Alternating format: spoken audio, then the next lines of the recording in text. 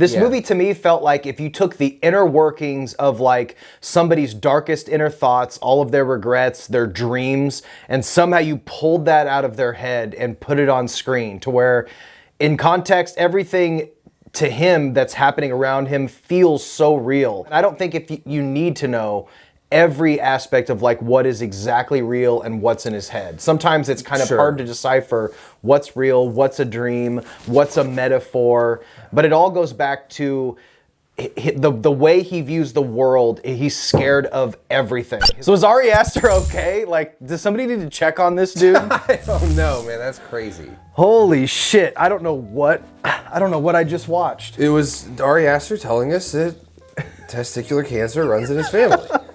And that's good. The pandemic was hard on everybody. Oh, the pandemic was hard on everybody. What's going on, everybody? Welcome back. My name is Justin. Thank you for stopping by. Let's talk about Beau is Afraid. Yes. From his darkest fears come the greatest adventure.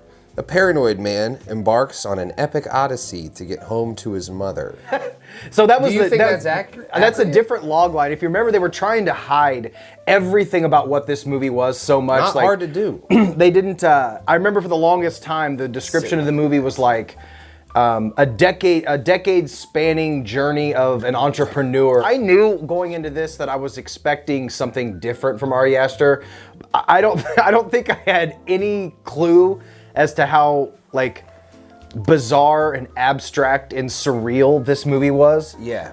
Like, it was just, what a ride. Like, I'm still processing everything that I just saw because it's so much. It does have a long runtime. I can't, like, you leaned into me at one point in time where you were saying, like, Aster needs an editor. Well, yeah, I mean, my thoughts changed throughout the course of this movie. 179 minutes. Where should we start? Let's start with performances. Yeah, what'd you think of Joaquin Phoenix as Beau? Very understated. Yeah. Less than I thought. Less crazy, like, Oscar play shit. Yeah. He was playing it really, really straight and really chill. I mentioned this too.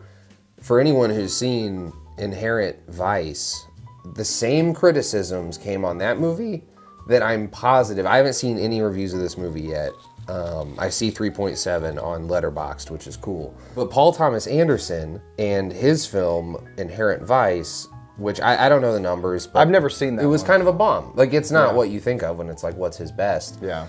I love that movie. It's also insanely long, and the more specific thing, leading Joaquin Phoenix and utter nonsense. Right, just like a weird odyssey of nonsensical, absurdist shit. But at the end, I feel there was an overlying theme. I mean, this movie had something to say. I feel like this movie, like, it's such a departure from anything he's ever done. It's weirder. It's more fucked up. It may not be more fucked up than, like, The Strange Thing About the Johnsons, his first little short film, but it's almost like he circled back and made two, like, I wouldn't say mainstream movies, but, like, kind of straightforward movies, and then three films in. Is the interesting yeah, thing. and this movie does have some horror elements, but overall, it's like almost like he wakes up one day, you don't know if everything else is perceived as fucked up as the first half hour of this movie is, but he wakes up, he has this horrible night where a guy is sliding notes under his door and things seem to be slowly, it reminded me a lot of Mother.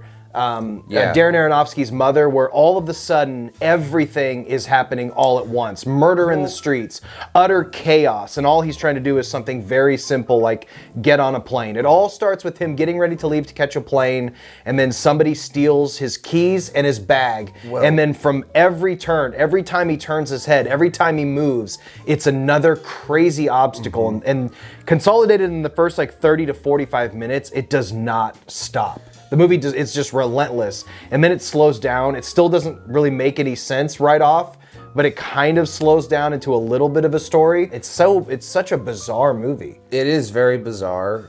The pacing of the movie, because of this absurdist kind of, it's expression. I don't know if it's absurdist. It's like it is kind of expressionism. It's maximalist expressionism. It's like a very difficult thing to ask an audience of.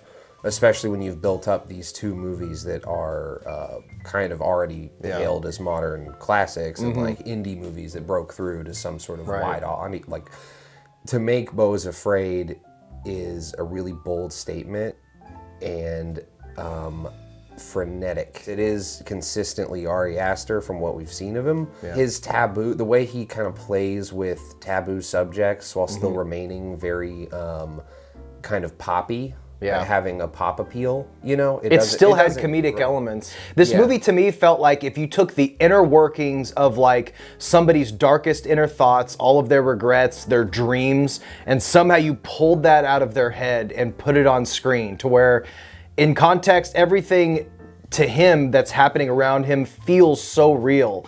But without spoiling the movie, you really don't know, and I don't think if you need to know every aspect of like what is exactly real and what's in his head. Sometimes it's kind of hard to decipher what's real, what's a dream, what's a metaphor, but it all goes back to the way he views the world. He's scared of everything. Everything is his regrets about his life. His view of the world has been sculpted by his mother, kind of forcing him to be scared of everything. Though. I like how nuanced Ari Aster's opinion is on this kind of stuff. Again, it's like people kind of have to have seen it to get what we mean, but like... I feel like Ari Aster's working out his mother stuff with this movie. It's the most like cathartic movie. He's working out his own failure. What this movie puts forth that I thought was super, super interesting is that this movie is not blaming the mother for everything wrong with their kid. It's not black and white. It's not him just trying to deal with trauma, all cause put on him. This movie is kind of putting forth the premise that he also needs to nut the hell up and figure his shit out. Yeah. The movie's point of view, in a literal sense, is from only his point of view. Like, all the time. Yeah. Even any shots of him moving or running, the camera is in front of him watching him run, or behind him watching him run. They don't even show the people chase after, unless it's 100% his perspective. It's like that unreliable narrator kind of a thing. And that's why I'm saying I'm sure there were shots early on in the movie of him looking in the mirror, looking at himself and shit. Long shots of him doing that. That's how he sees himself too. He's just an old, beaten down man with no energy and no muscle tone. Like that's it. And so because he was like a really good-looking kid, younger, they show a whole different version of himself. He was in ads. He was in ads. He's almost disgustingly symmetrical as a kid. That actor looks so weird. He looked AI. He looked AI, or at least having. But they didn't prosthetic the hair lip, which was interesting. Yeah. But this movie is so bizarre, man. That's why like you gotta like these other movies that we're mentioning, I think. I don't see this movie finding a large audience. I think this movie is going to... I think we have a Northman situation here, where you have a blank check director who made another director who's made his Northman. Yeah. It's kind of interesting watching this happen to like the directors that I love. It's so fascinating. They're getting... It's kind of similar like that, right? Like he kind of got his biggest budget, his dream cast, and his blank check to do whatever the fuck he wants. And we're talking... And he's insane. Like this is an insane thing. I kept thinking watching this movie like...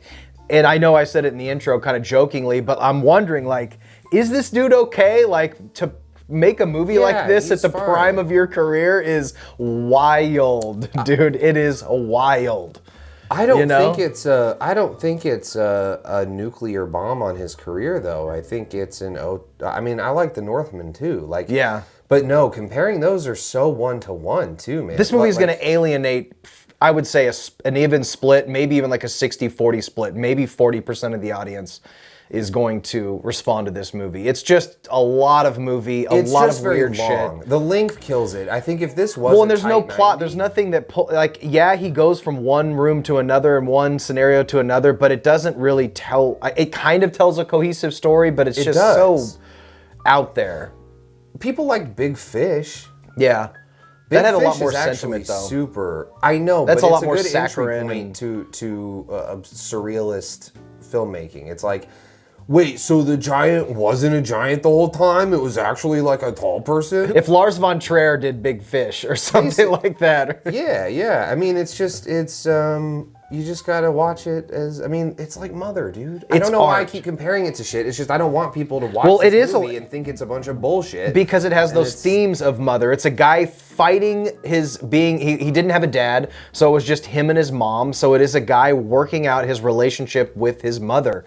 And it's just the most insane thing. They do some flashback stuff that kind of But it seemed like Even she was those really are weird. self-centered too. She was really kind of scared to allow him to have his own life as well. They just went opposite ways, despite both of them wanting like to love the other as much as possible. Right, they both pushed each other away.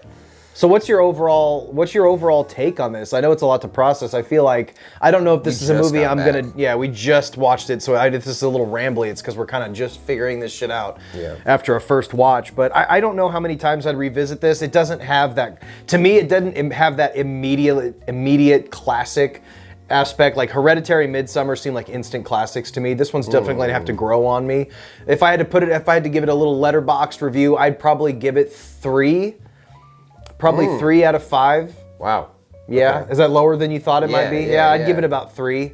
I loved the first 30, 45 minutes. It was crazy, it was chaotic, it was weird, it was like kind of like Mother and all that other weird shit. And then it just kind of got into some weird things that I didn't think served them. That weren't as strong as the beginning. But I'd give it about 3 out of 5. What's your letterbox score if you had to letterbox it? I'm on the brink of a flat 4, but You want to give it that extra half star, don't you? no less. Oh, you want to take one away? It'd be like 3.9 though. I couldn't go to 3. Like I would have to say a 3.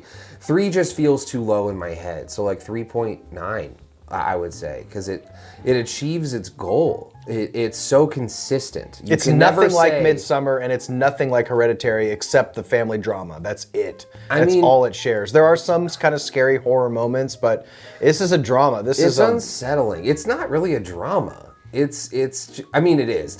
Who knows what it is? But it's kind of hard to pin down to one thing. It is. It's kind of an impossible fucking Russian nesting doll of a movie that, I don't know. I don't think a lot of people are going to respond to it. Maybe they will. This is going to be for like, I don't even know who the audience for this movie is. A couple did walk out in our theater. Yeah, I like a lot of weird shit, and this didn't even like tickle my fancy quite as much. So I'd say tread lightly.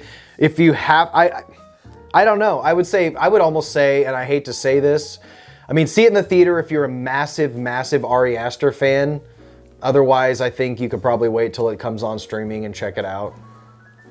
I hate to say that, but it's just the way I feel about it. It could work better at home. Yeah. Although the theater is good to keep your attention. It makes the movie go by faster, but...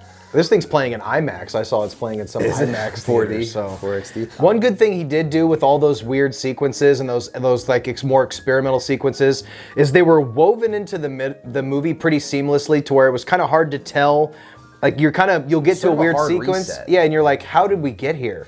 Exactly. How did we slip into this other reality? How did this and you kind of just... I had no choice but to kind of fall into the movie. So the filmmaking is effective. It's just, just weird. The runtime is only saved for me by the pacing.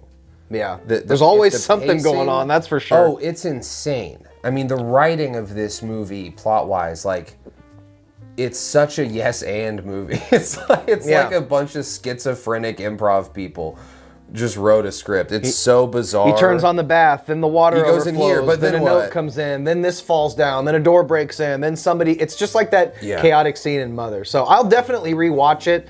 I'd recommend it for fans of really ambitious films. I would suggest anybody who's not just like things outside of the box, you're going to want to watch this. I just don't know if you're going to rewatch it. To me, it doesn't have a lot of rewatch value, which takes it down a bit for me. It was just I kind of land on an average for me because it's like, I think the first viewing, like that one viewing is so highly encouraged by me. Yeah. Parker Posey's great in it. With the repeat viewing. Maybe I just need to see it again. Maybe it's one of those movies that will kind of unfold a little bit further upon rewatches. I could see putting it on. If it came on HBO Max and I wanted to like do something else while I watched a movie, that's a solid choice. It's so pretty. I mean, the color palette of everything. He manages to keep a story about that's so bleak and so lonely. Like from beginning to credits. He keeps it so electric and explosive with its editing and its movements. I know I was knocking the editing, but the pacing of everything. I want to live in the world of like the first 30 or 45 minutes. I think the script could have taken some drastic turns to maybe protect the middle of the movie. Somewhere. You know, I don't know. The plot had to go somewhere. I'm not disappointed, but I'm not blown away. I do this with every movie, though. I do this with every big director that I love. I blow it up in my head, and I want it to be the most monumental, most amazing movie I've ever seen. And I did that with The Northman. I did that with Once Upon a Time in Hollywood. I did it with this one. So is Ty West your only remaining? Ty West, and Damian Leone, and Lloyd Kaufman. Yeah. But are we done? Do we need to wrap it up? Let's wrap this up. Sure. Yeah, I think we need to wrap it up. Beau's Afraid. See it once, and you know what you're decide, getting. If you're watching it to the end of this video, you know the kind of movie it is. I think we did a pretty good job, honestly. We did our best, and we just saw it. It's an impossible movie. All right, guys, we'll see you next time. Thanks. I love you. I love you. Bye.